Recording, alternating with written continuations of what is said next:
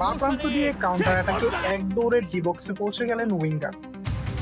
সেখান থেকে ডি বক্সে দারুণ পাস, আর সেখান থেকে তার চেয়েও দুর্দান্ত ফিনিশিং স্ট্রাইকারের। বাংলাদেশের ফুটবলে এমন দারুণ ফিল্ড গোল দেখাটা দুষ্করই বটে, যেখানে ফরওয়ার্ডদের একের পর এক সহজ গোল মিস দেখতে দেখতে ক্লান্ত দর্শকরা, সেখানে মোরসালিনের এমন দুর্দান্ত গোল অনেকদিন চোখে লেগেই থাকবে সবার। উপলক্ষটাও এলো আবার 22 বছর ধরে জয়বঞ্চিত ভারতের বিপক্ষে এমন হাই ভোল্টেজ ম্যাচে। 2003 সাফের পর আর কখনোই ভারতকে হারাতে পারেনি বাংলাদেশ, বারবার কাছে গিয়েও ফিরে আসতে হয়েছে। এবার নতুন দিনের বাংলাদেশ ভারতকে হারানোর পণ নিয়ে নেমেছিল জাতীয় স্টেডিয়ামে। আবারও বিতর্কিত একাদশ মাঠে নামালেও শুরু থেকেই মোটামুটি গোছানো ফুটবলই খেলেছিল হাবিয়ার কাবরেরার দল।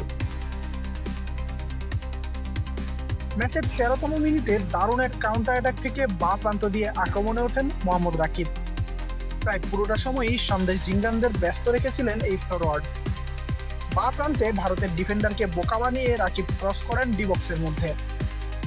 মাঝ মাঠ থেকে ছুটে আসা মোরসালিন অসাধারণ দক্ষতায় আলতো ছোঁয়ায় বলটা গোলরক্ষককে ধোঁকা দিয়ে পাঠিয়ে দেন জালে। এমন দারুণ ফিল্ড গোল বাংলাদেশে খুব কমই দেখা যায়। সেখানে ভারতের বিপক্ষে এমন হাই ভোল্টেজ ম্যাচে রাকিব মোরসালিনের এই দুর্দান্ত যুগলবন্দিটাই অসাধারণ এক ছবি হয়েই থাকার কথা। ম্যাচের আগে রায়ানকে নিয়ে উত্তাপের পর মাঠে দুই দলের খেলোয়াড়দের বারবার দ্বন্দ্বে জড়িয়ে যাওয়াটাই ম্যাচের হাইপকে প্রতিনিধিত্ব করছিল। সেই ম্যাচে এমন দারুণ গোলের পর নিশ্চয়ই আর হার নিয়ে ফেরার কোনো অপশন খোলা নেই বাংলাদেশের সামনে। আশিকুর রহমান শান্ত, বি স্পোর্টস।